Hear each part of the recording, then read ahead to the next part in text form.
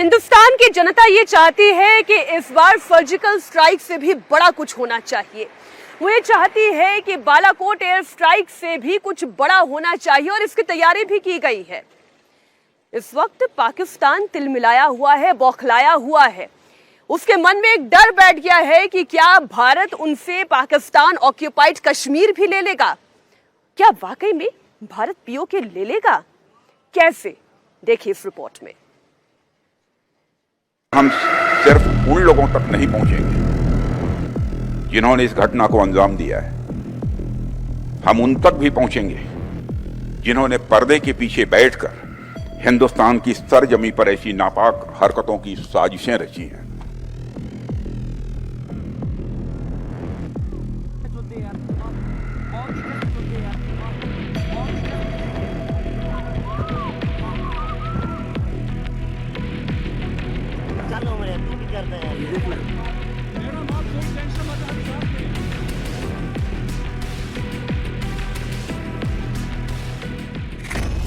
अबू मूसा, सैफुल्ला कसूरी, इन दोनों का आका हाफिज सईद और हाफिज सईद का आका जनरल आसिम मुनीर।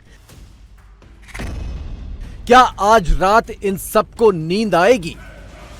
भारत की तरफ से कहा जा रहा है कि पाकिस्तान पे हमला कर दिया जाए। इस वक्त उनका मीडिया भी कह रहा है, इस वक्त जो मैं सुन रहा हूं कि जी इसका हल यही है कि पाकिस्तान के ऊपर अटैक कर दिया जाए। आसिफ फौजी, सुलेमान शाह और अबू तलहा, ये सब तो मोहरे हैं। खूनी खेल के असल खिलाड़ी पर्दे के पीछे हैं। ऑफिशियल पाकिस्तान की जो पोजीशन है वो ये है कि लश्कर-ए-तैयबा पाकिस्तान में बैन हो चुका है। ऑफिशियली ऑन पेपर पाकिस्तान की पोजीशन, मगर अनऑफिशियली हम सबको पोजीशन पाकिस्तान की पता है।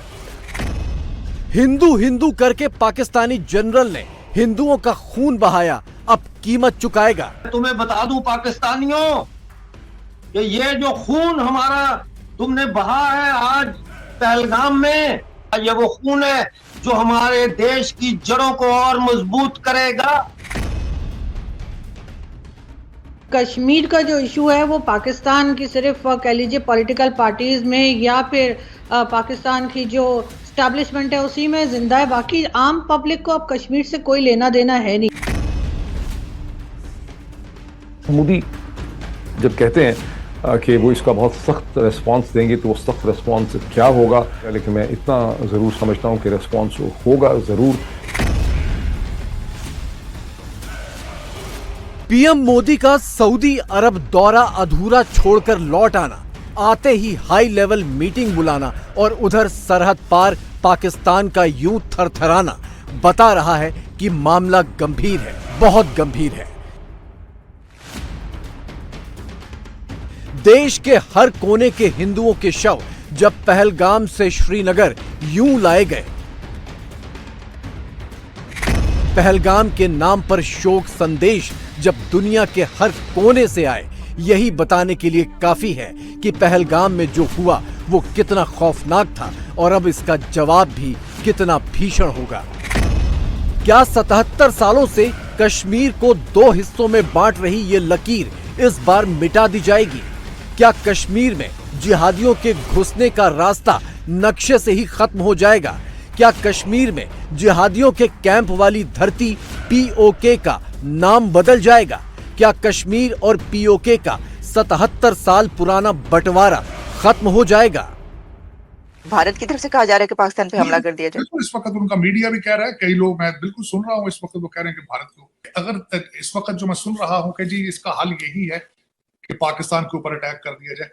चल रहे हैं ये कि पाकिस्तान के ऊपर अटैक करना चाहिए क्योंकि ये बाज नहीं आएंगे। बड़ा गम और गुस्सा है और उनको मैं ब्लेम नहीं करता।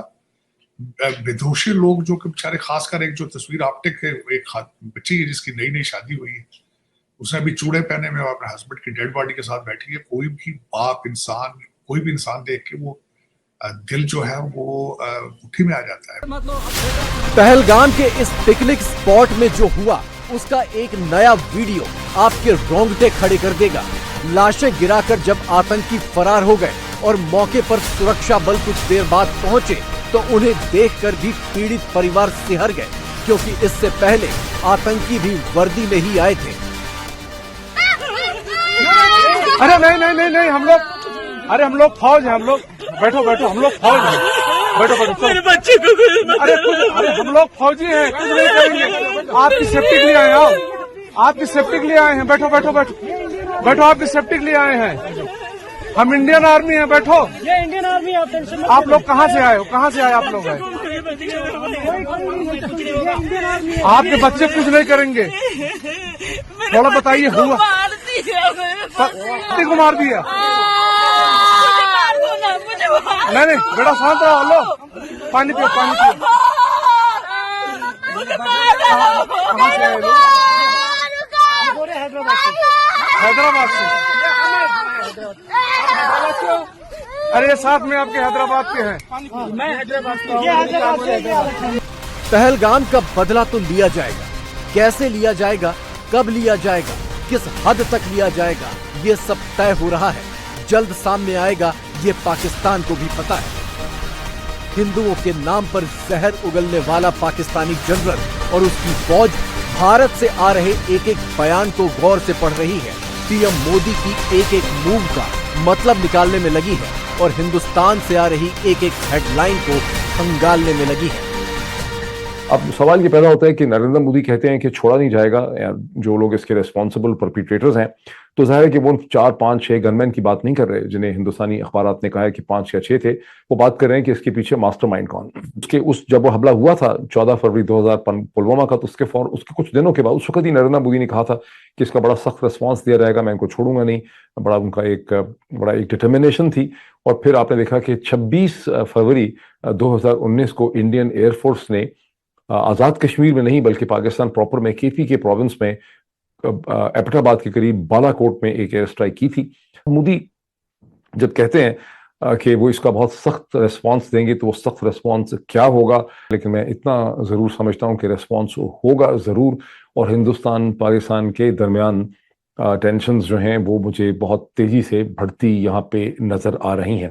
पाकिस्तान के आर्मी चीफ जो हैं वो अपनी पॉलिटिकल पोजीशन को रीडिफाइन करना चाहते हैं। वो चाहते हैं कि हिंदुस्तान के ज़राए अबलाग उनके ऊपर हमला करें, बिकॉज ये इंडिया पाकिस्तान टेंशन्स की शायद लग रहा है कि उनको इस मौके पे पॉलिटिकल जरूरत है। जब भी हुकूमतें बहुत गैर मकबूल होती हैं, वो बॉर्डर्स के ऊपर कॉन्फ्लिक्ट ढूंढने की कोशिश करती हैं।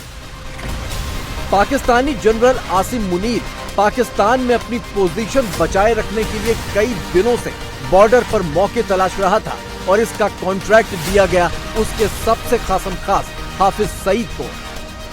हाफिज सईद को सजा का ड्रामा दिखाना था तो स्टेज पर लाया गया हाफिज के खासम खास सैफुल्ला कसूरी को। पाकिस्तान के एक फौजी कैंप में कसूरी को बुलाया गया, यहाँ जहरीली तकरीरें हुई और फिर सैफुल्ला पर फूल बरसाए गए। सारा कुछ हाफिज सईद के डायरेक्शन में हो रहा था, सिर्फ उसका चेहरा नहीं दिखाया गया। क्योंकि लश्कर-ए-तैयबा की TRF ने, द रेजिस्टेंस फ्रंट ने ये क्लेम किया है। अब ऑफिशियल पाकिस्तान की जो पोजीशन है वो ये है कि लश्कर-ए-तैयबा पाकिस्तान में बैन हो चुका है। ये ऑफिशियली ऑन पेपर पाकिस्तान की पोजीशन है, मगर अनऑफिशियली हम सबको पोजीशन पाकिस्तान की पता है।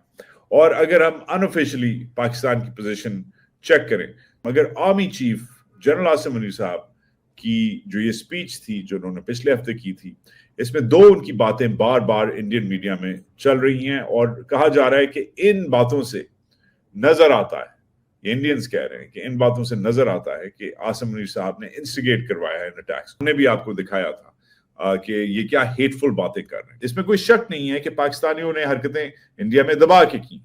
Kashmir insurgency has been running in one form or the other since the 1980s। 1980 की दहाई से कश्मीर की इंसर्जेंसी चल रही है। But also let there be no doubt that Pakistan is also suffering through insurgencies of its own. Pahalgam के लिए पूरी साजिश कुछ यूं बुनी गई होगी। आसिफ फौजी, सुलेमान शाह और अबू तलहा की शक्ल में बंदूकधारी प्यादे चुने गए। इनको ट्रेनिंग और आतंकी साजो सामान की जिम्मेदारी सौंपी गई अबू मूसा और सैफुल्ला कसूरी को। मूसा और सैफुल्ला को डायरेक्शन मिले हाफिज सईद से और हमले के ठीक 4 दिन पहले हाफिज को फाइनल इशारा मिला खुद पाकिस्तानी जनरल से। Our stance, government stance on Kashmir is absolutely clear. It was our jugular vein. It is our jugular vein. We will not forget it. and we will not leave our Kashmiri brethren. And we have fought 3 wars for Kashmir. खास तौर पर उन लोगों को target किया गया जो गैर मुस्लिम थे। लोगों की पतलूनें और शलवारें उतार के उनके इज़्व तनासल चेक किए गए कि क्या उनके खतने हुए हैं या नहीं हुए, और उस बुनियाद पे लोगों को वहां एग्जीक्यूट किया गया। ये वहां के ऐनी शाहिदीन का कहना है। मासूम शहरी, वो मासूम टूरिस्ट जो आए हमारा कश्मीर देखने के लिए, उनको खून में नहला दिया। मैं तुम्हें बता दूं पाकिस्तानियों कि ये जो खून हमारा तुमने बहा है आज पहलगाम में, ये खून जो है हमारी धरती को सींचता हुआ हमारी जड़ों को पहले से ज्यादा मजबूत करेगा। ये वो खून नहीं है जिसमें बहकर हिंदुस्तान बह जाएगा, ये वो खून है जो हमारे देश की जड़ों को और मजबूत करेगा। पहलगाम की धरती पर बहा हिंदुस्तानियों का खून बेकार नहीं जाएगा। हमलावर गायब जरूर हो गए लेकिन बच नहीं पाएंगे, ना ही उनके हैंडलर ना ही कंट्रोलर। ये पाकिस्तान को भी पता है, लेकिन कोई खुशफहमी ना रहे, कोई शक सुबह ना रह जाए। इसीलिए सुरक्षा मामले पर कैबिनेट कमेटी की बैठक में शामिल होने से पहले रक्षा मंत्री राजनाथ सिंह देश के नाम एक बहुत जरूरी ऐलान करके गए। भारत सरकार वो हर कदम उठाएगी जो जरूरी और उपयुक्त होगा, और हम सिर्फ उन लोगों तक नहीं पहुंचेंगे जिन्होंने इस घटना को अंजाम दिया है।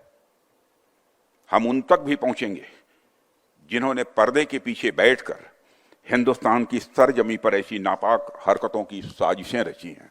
भारत एक इतनी पुरानी सभ्यता और इतना बड़ा देश है जिसको ऐसे किसी भी आतंकी गतिविधियों से किसी भी सूरत में डराया नहीं जा सकता। ऐसी हरकतों का जिम्मेदार और इसके जिम्मेदार लोगों को आने वाले कुछ ही समय में जोरदार तरीके से नजर आएगा। मैं देशवासियों को आश्वस्त करना चाहता हूं। राजनाथ सिंह के इस ऐलान का मतलब साफ है कि इस बार जो भी होगा वो सर्जिकल स्ट्राइक या बालाकोट एयर स्ट्राइक से आगे की बात होगी। इस बार बात पीओके तक जाने के पूरे आसार हैं, क्योंकि पीओके की आवाम की मर्जी के खिलाफ पाकिस्तान ने पीओके को आतंकिस्तान पार्ट 2 बना डाला है। पीओके में रावलाकोट, कोटली और नीलम जैसे इलाकों में आतंकी कैंपों की भरमार है। पंजाब और सिंध से भर्ती किए गए आतंकी यहां लाए जाते हैं। लश्कर के कमांडर इन आतंकियों को ट्रेनिंग देते हैं और यहीं एलओसी से सटे इलाकों में आतंकियों के लॉन्च पैड तैयार किए गए हैं। बीते 2 महीने में पीओके में ऐसी गतिविधियां बहुत तेज होती दिखी हैं। इंशाअल्लाह हम अपने बेटों को कश्मीर के जिहाद के लिए